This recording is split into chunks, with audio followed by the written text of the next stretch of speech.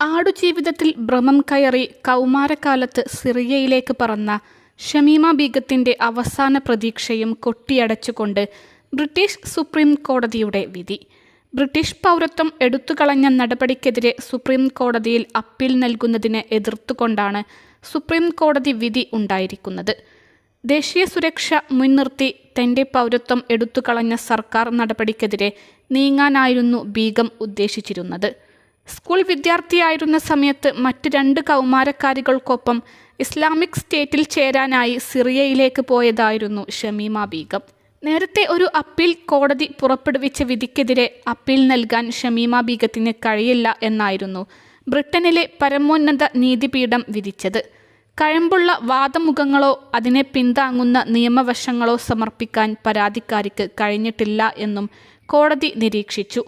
പൗരത്വം റദ്ദാക്കിയ നടപടിക്കെതിരെ പോരാടാനുള്ള ഷമീമ ബീഗത്തിന്റെ അവസാന അവസരമായിരുന്നു.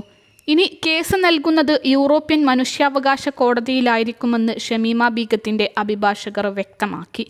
കിഴക്കൻ ലണ്ടനിലെ ബെത്നാൽ ഗ്രീനിൽ നിന്നും മറ്റ് 2 സഹപാഠികൾക്കൊപ്പം 2015 സിറിയയിലേക്ക് പോയ ഷമീമ ബീഗം ഇപ്പോൾ അവിടെ ഒരു അഭയാർത്ഥി ക്യാമ്പിലാണ്.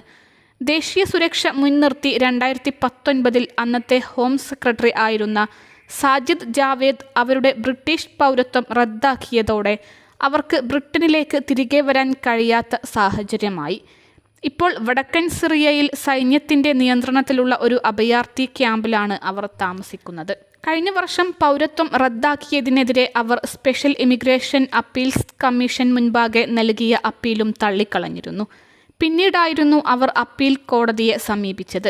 ഇക്കഴിഞ്ഞ ഫെബ്രുവരിയിൽ അപ്പീൽ കോടതിയിലെ 3 ജഡ്ജിമാരും ഏകകണ്ഠമായി അവരുടെ അപ്പീൽ തള്ളിയത്. തുടർന്ന് മാർച്ച് മാസം അവർ സുപ്രീം കോടതിയിൽ അപ്പീൽ നൽകാൻ ശ്രമിച്ചെങ്കിലും അത് വിഫലമായി. പിന്നീട് അവർക്ക് മുൻപിൽ അവശേഷിച്ച ഒരേയൊരു വഴി തന്റെ കേസ് പരിശോധിക്കുവാൻ സുപ്രീം കോടതിയോട് നേരിട്ട് അനുവാദം ചോദിക്കുക എന്നായിരുന്നു. ഏതായാലും ഇന്നലെ അപേക്ഷ പരിഗണിച്ച സുപ്രീം കോടതിയിലെ 3 ജഡ്ജിമാരും ഏകകണ്ഠേന ആ അപേക്ഷ തള്ളുകയായിരുന്നു. പൗരത്വം റദ്ദാക്കിയതിനെതിരെ ഷമീമ ബീഗം ഉന്നയിച്ച വാദങ്ങൾ ഒന്നും നിയമപരമായി നിലനിൽക്കുന്നതല്ല എന്നായിരുന്നു കോടതി നിരീക്ഷിച്ചത്. പൗരത്വം റദ്ദാക്കുന്നതിന് മുൻപായി തന്റെ ഭാഗം വാദിക്കാൻ കഴിഞ്ഞിരുന്നില്ല എന്ന വാദവും ഇതിൽ ഉൾപ്പെടുന്നു.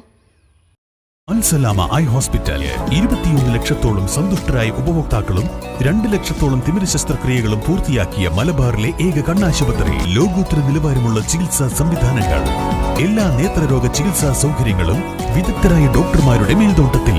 Al Salama eye hospital, hospital road, Perinthalmanna.